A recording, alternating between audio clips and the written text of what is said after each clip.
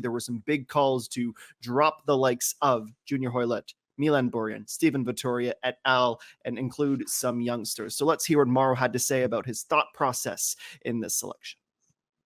Definitely want, players that are hungry, players that are coming in with that attitude of, representing this country. And I think, if I had to analyze the squad, it's kind of slipped over the last year, post World Cup. And for me, it's about reigniting that passion and, bringing young players that are in form. These are players that are going to be hungry. These are players that are going to want to be part of this journey. And I think for sure that, that is the mindset, that I want coming into this camp. And, it's for sure when you make some changes, there's going to be some players that are going to step up into some leadership roles. And, and that's not going to happen overnight. It's not just going to happen all of a sudden, in one camp that, we have a leader. I think leaders need space to grow. They need time to live things within a group, and from there you start to form and mold the new leaders for this team going forward. So Gareth Wheeler, when you hear Mauro Biello say words like things slipped, attitude, passion when it went into selecting this team, I don't think that's necessarily to dunk on those he left out, but certainly trying to identify and address what he noticed was a lack in this group the past few windows since Qatar. Just have to look at the last 8 games that this team has played: 2 wins, 2 draws, 4 losses. And they've played some good teams in that span. But over the course of that span, they've only been able to keep 1 clean sheet as well. And he knows better than us because he's been on the inside from the rise to prominence to this post-World Cup, let's call it malaise. He understands and he can diagnose what the issue is. You're right. It's not dunking on specific individuals, but when you leave out your team captain entirely from a window before, that's done for 1 or 2 reasons. 1, you want to change the mentality, the mindset, the leadership group within the team.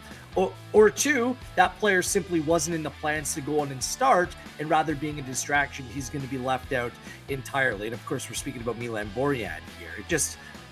this malaise that he speaks to, I think that we've all seen it. It's been frustrating to watch at times because it hasn't been as though it's completely fallen off the rails, but there's been a little bit of a wobble. And I think that that's bred or led to some discontent and average performances because we know what this team is capable of now. The way that they played over the course of that World Cup run. And yes, it was during COVID. Yes, there was extenuating circumstances, but this was a young group of players predominantly that were certainly on the rise. Now it's time to get it back on the rails. And I think a move like this and breaking up some of the old quote unquote leadership group amongst the team and empowering others, that is the solution to some of the issues that have become apparent, I think, to all of us who've watched on. And Ollie, you yesterday rightfully put out a tweet, and you weren't the only one to make it, but I thought you succinctly summed up how a lot of people were feeling is, yes, I think a lot of supporters were excited that there was this new blood and new opportunities, especially the goalkeeper position, but it's not to forget all of the accomplishments of that past generation. It's a lot about the future. And what I'm curious to ask you is this. Obviously, Mauro Biello wants the future of this program to grow. He wants to audition, become the permanent head coach. But when he's speaking about things like World Cup in 2026 and the next leaders, he's positioning himself in that future, which seems like a very clever move for a man who would love this job. Yeah, I think anyone who wants this job, one of the biggest requirements, if not the biggest requirement really of the job description of what you're trying to pitch yourself to be able to do is to show the leadership to take this team into the next kind of era, right? The 2026 World Cup being at the forefront of that. I'm not saying that I think Mauro Biello will necessarily get the job. I still think that Jamaica game is going to be pretty costly in terms of the case he's making, but he's got this extended audition. And like I said, I think if he wants to be in the running, if he wants to be considered to be the Canada coach in the longer term, then he's got to start to chart a path and show how he would manage that, right? Like there's going to be different candidates interviewing who will be making their case as to what they think we should do next and who the team should be built around and what's the way forward here. And Biello gets that little bit of a leg up of having an opportunity to actually show it, right? And not just to say it in a boardroom. So I think that's clearly part of it as well. Is that this is someone who still wants to be the coach of this team longer term and is trying to demonstrate this is what I do. This is the direction I want to take it in, and I think we need to go in. Jordan, it must be an interesting, or it will likely be a very interesting changing room when this camp rolls around. Obviously, the pressure, the expectations to perform. But when you're hearing Biello say those things like things need to stop slipping, better attitude, new leaders, and then this young blood, like from a player's perspective, like it's got to be a completely different energy heading into this upcoming game. Yeah, absolutely. And I think two words that stick out to me or that I feel that should be present in this camp going forward for this match. I said it before in November when they lost about the Kings of Concacaf chat, but I was just basically saying about humility. I think that's what needs to be brought every time that you wear a jersey for Canada and you meet with your brothers and go into camp. But now what could be addressed or what should be there, I think, is the accountability. Is not really looking at exterior things outside of that group of reasons why not to be successful. Is accountability to each other on the pitch and off the pitch. And I think Canada has gotten away from that. And I think it's also a beautiful thing in a way that we talk so much about this team and there's so much expectation because that wasn't the case years prior. And now there's an expectation off of talent, but just what they've shown that they can do. So I'm not asking every match to go out and win, but I'm asking each time there should be humility. There should be accountability within the group. You should feel that you want to be there and you want to sacrifice for the greater good of the team. So hopefully with Biello, I think it was gutsy and brave. I think it was needed. I just don't think in that position that everyone would do what Biello did, but I think it was very brave and it was needed. And it's coming at a time that could really put this team in the right trajectory. So I think it was great, all in all. You see, like, this is where I'll disagree because I don't think it's gutsy or brave. I think that this is overdue. Like, he's even acknowledging that some of these changes should have been made sooner. Look, you can't live on your track record. Your team needs to evolve. This is a national team. These aren't players who are under contract. There's no obligation to bring players in. And he said this isn't just about 2026. He believes that this team that he picked are informed young players who give them the best chance to win now. And when I look at some of the players who've been excluded, bar some of the players who are out through injury, Larea, Ahmed just coming back, Atakubi is probably on the cusp of that as well. It's hard to argue that this isn't the best collection of players going into this game that he actually can pick. That's why I think that this is managing. This is the life of a head coach. It's not gutsy or brave. It's what he had to do. And guess what? Players move on in international football. The fact that you have, certain players sticking around, and maybe not earning their way into the team, that's more of an indictment than anything else. So I don't think it's gutsy or brave. I think it's logical. And perhaps one of the reasons why that it feels so long overdue is there always seemed to be an excuse as to why those moves, Gareth, weren't being made right now. Yeah. So let's play the next clip where Biello speaks of some of the distractions and off-field issues that this group's been dealing with. Yeah, I think, there's obviously, coming out of the World Cup, there's been political distractions, if you want to call them. There's been a coaching change. There's been a lot of things happening within the organization, and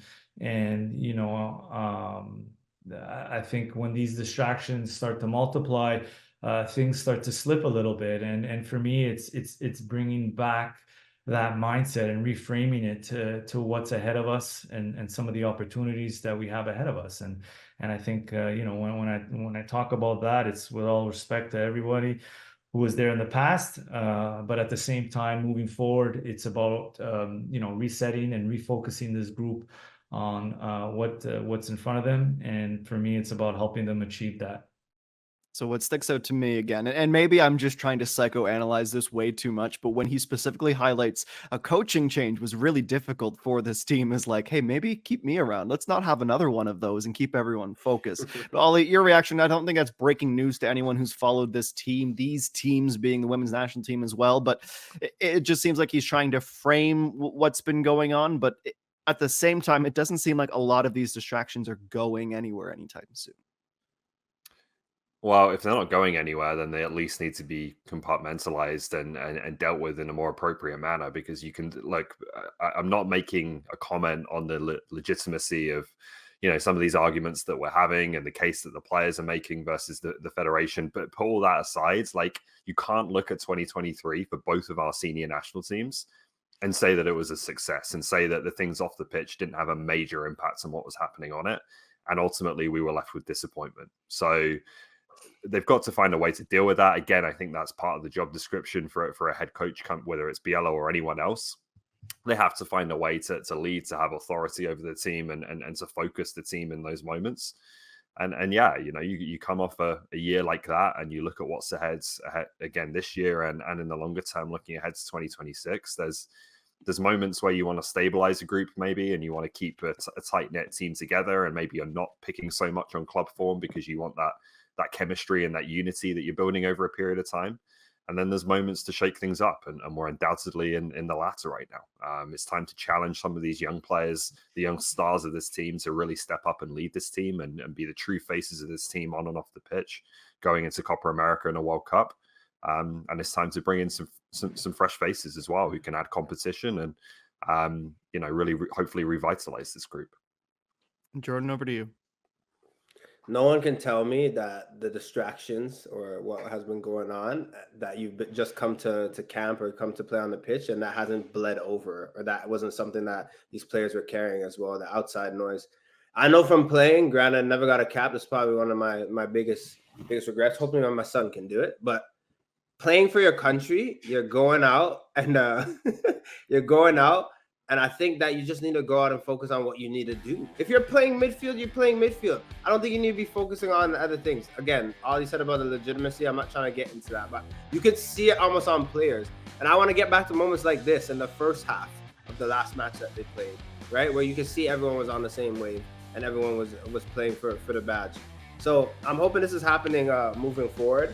And you can see that this group has the success and they have the framework there. It's just about believing and continuing to bet on each other. And the word I'm saying is accountability, looking at each other and saying, making sure that you're doing what you need to do to get the job done.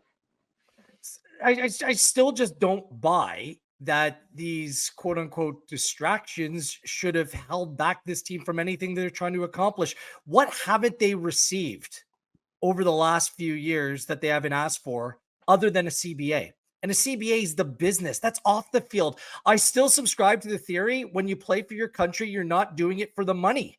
You're doing this to represent your community, your country, your family, to represent the badge.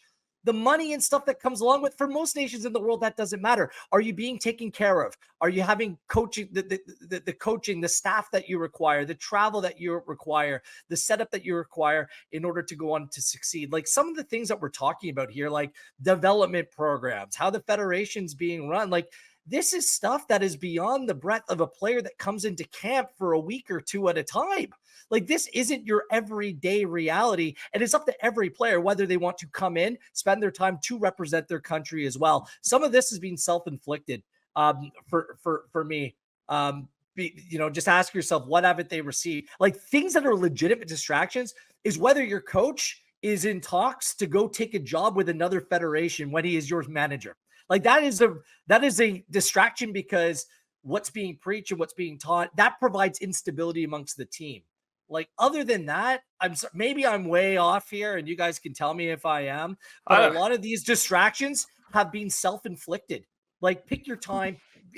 There's a reason why a lot of this has gone down. It goes beyond the play on the field, and this political stuff should not be making its way into the dressing room, into the field when you're preparing for the game. Match day -1, this shouldn't be where the conversations are. And being around this team match day -1, unfortunately, it has been all too often. Yeah, this is the thing. Like, I don't disagree with you, Wills, but it did. It did creep into this team, and I'm not really. I agree. It shouldn't have, though. It shouldn't, and I agree with that too.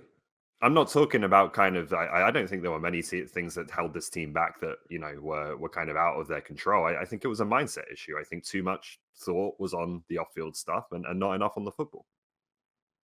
And I don't think that was on purpose. I just could see it happening, right? And then you're forced to talk about things when it should be about the football, right? I think That's what you want to see. Just getting back to the pureness. And even looking at Biello in the interview as well, you could see that it is needed, that freshness to come in and just solely focus on the football, not about the distractions. Well, and sometimes when some of the biggest voices in the room, their mindset is elsewhere, then these sorts of thoughts permeate between the team. I don't think it's any coincidence now that the leadership group is going to be a lot younger, because I question how much they are invested in some of the issues off field versus some of the more experienced players as well. I think all of this is connected, and I think a refresh, a reset, like as Biello put it, it's required. Let's get our attention back on the field and make sure that this team is able to achieve, and these players are able to live out their dreams and play games like Lionel Messi and the world champions. That's where the mindset should be. How do we get better as a collective? Well, I'll just add quickly, like you could tell being at the Women's Gold Cup, it was different to last year. Like there's still things, obviously, that they're having that conversation, and the lawsuit was filed, obviously, just before the tournament. So it hasn't gone away. But within the camp, it wasn't a topic. And there was much less kind of weight on their shoulders, it felt like, in terms of dealing with that stuff. And I'm not trying to that point right there. I'm not trying to suggest that these things don't matter, because they do matter, but it's the timing of it all and how that it's handled and who it's handled by. All of these things are important. All that stuff still needs to be worked out off the field. But when you come into camp, like it's just time and place. That's what needs to be taken into consideration. Yeah, it's certainly situations, Gareth. It's a valid point where the players understand that they have their most leverage and their most speaking power in the camps. But when the football is forgotten to a degree because they're more focused on that leverage and how to position themselves politically and not play football, which I think we saw from both programs last year to the results that we all saw now. And just to carry what Ollie said, let's hope that breath of fresh air, or that ability to compartmentalize, is able to carry through into that match against Trinidad and Tobago, because if they can get to Copa, again, bigger spotlight, more attention, all the things. So they got to take care of that match, and hopefully this young group is able to do it.